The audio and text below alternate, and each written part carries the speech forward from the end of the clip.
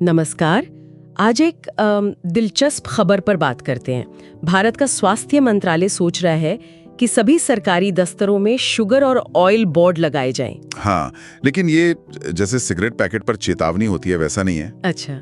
ये असल में मतलब लोगों को सेहतमंद खाने की तरफ थोड़ा सा प्रेरित करने की कोशिश है। प्रेरित करने की मतलब जैसे आजकल वो नज कहते हैं। बिल्कुल बिल्कुल वही नज, कोई जबरदस्ती नहीं, बस एक इशारा। और एक बात साफ है, ये हमारी जलेबी या समोसे जैसे पारंपरिक नाश्तों के पीछे नहीं पड़े हैं। हाँ, ये अच्छा है कि वो क्लियर किया। तो ये नज वाला आइडिया क्यों, मतलब ये सब क्यों हो रहा है अचानक? अचानक नहीं है, ये जरूरियत बन गया है।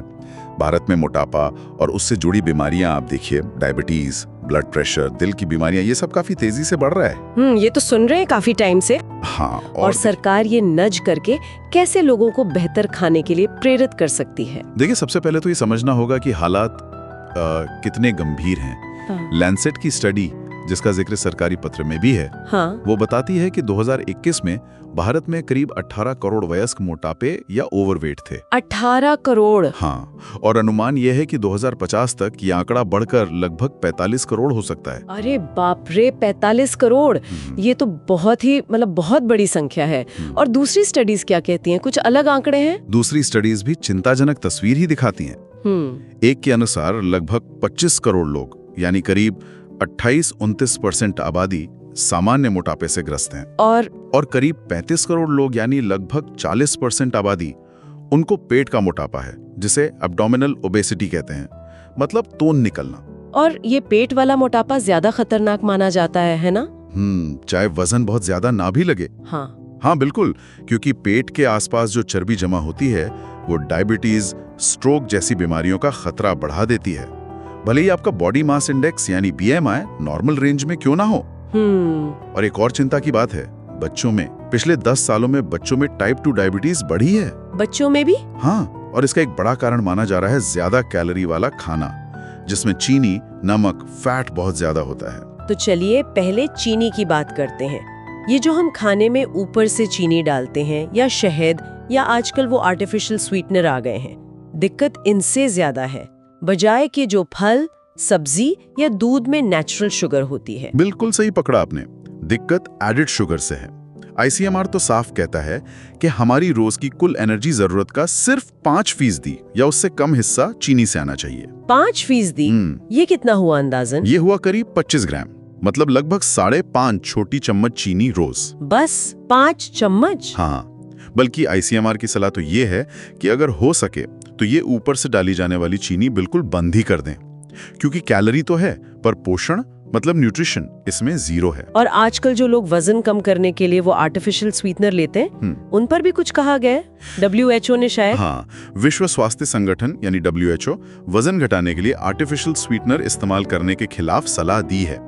अब बात करते हैं फैट्स की, यानी वसा या तेल की। हाँ, तेल, घी। देखिए, शरीर को ठीक से काम करने के लिए कुछ फैट तो जरूरी हैं। ICMR कहता है कि दिन में 4 से 10 चम्मच तेल या फैट काफी है। 4 से 10 चम्मच? और ये भी सुना है कि अलग अलग तरह के तेल इस्तेमाल करने चाहिए, एक ही तेल नहीं। एकदम सही। बेहतर यही है कि 2-3 तरह के तेल बदल बदल कर इस्तेमाल करें। जैसे मान लीजिए सूरजमुखी का तेल, कुसुम यानी सैफ्लावर का तेल, या सोयाबीन तेल। क्यों? इनमें ऐसा क्या खास है? इनमें मूफा और पूफा ज्यादा होते हैं, मतलब मोनो अनसैचुरेटेड और पॉली अनसैचुरेटेड फैटी एसिड्स। ये सेहत के लिए बेहतर माने जाते हैं। अच्छा, और किन तेलों या फैट से बचना चाहिए? बचना चाहिए उनसे जिनमें SFA यानी सैचुरेटेड फैटी एसिड ज्यादा हो। जैसे पाम तेल, नारियल तेल, मक्खन, घी। इनका इस्तेमाल कम करना चाहिए। क्यों कम करना चाहिए? क्योंकि ये बुरा कोलेस्ट्रॉल यानी LDL बढ़ाते हैं, और उससे फिर दिल के दौरे, स्ट्रोक और टाइप 2 डायबिटीज का खतरा बढ़ जाता है। समझ गई। और एक और चीज होती है, ट्रांस फैट। वो तो शायद सबसे ही बुरे हैं। हाँ, ट्रांस फैट तो समझिए सेहत के लिए बहुत ही खराब है। ये ना सिर्फ बुरा कोलेस्ट्रॉल LDL बढ़ाते हैं, बल्कि अच्छा कोलेस्ट्रॉल HDL कम भी कर देते हैं। ओह, मतलब डबल नुकसान। बिल्कुल। और इनको डायबिटीज, कैंसर, प्रेगनेंसी में ब्लड प्रेशर बढ़ने और नर्वस सिस्टम की दिक्कतों से भी जोड़ा गया है।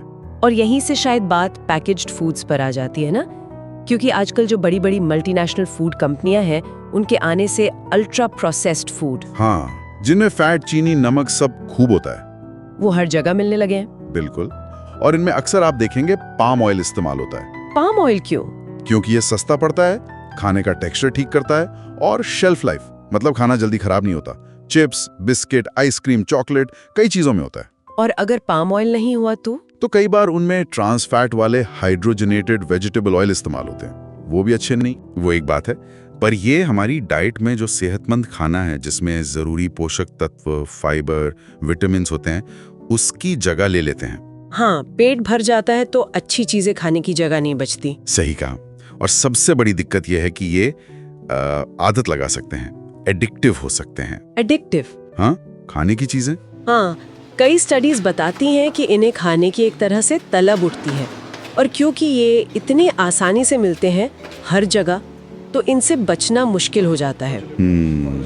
ये तो है। तो अगर पूरी बात को समेटें तो भारत में मोटापे की एक बड़ी चुनौती है, और इसकी बड़ी वजह है जरूरत से ज्यादा चीनी और खराब किस्म के फैट्स का सेवन, खासकर जो हमें अल्ट्रा प्रोसेस्ड फूड से मिल रहा है। बिल्कुल। और सरकार अब कोशिश कर रही है कि नज करके, जैसे ये सूचना बोर्ड लगाकर लोगों को बेहतर विकल्प चुनने के लिए गाइड करें। और ICMR हमें बता रहा है कि सेहतमंद खाना क्या और कितना होना चाहिए। तो इस पूरी बातचीत के बाद श्रोताओं के लिए एक सवाल मन में आता है। हम ये जानते हैं कि अल्ट्रा प्रोसेस्ड फूड्स कितने आसानी से उपलब्ध है, और जैसा आपने कहा उनकी आदत भी लग सकती है। तो ऐसे में सेहतमंद खाने की आदतें बनाने में सिर्फ जानकारी देना या ये सरकारी बोर्ड लगा देना, ये कितना कारगर हो सकता है? मतलब व्यक्तिगत इच्छा शक्ति और ये बाहरी प्रोत्साहन, ये मिलकर कितना बदलाव ला पाएंगे जब ये चीजें इतनी ज्यादा फैली हुई हैं? सोचने वाली बात है।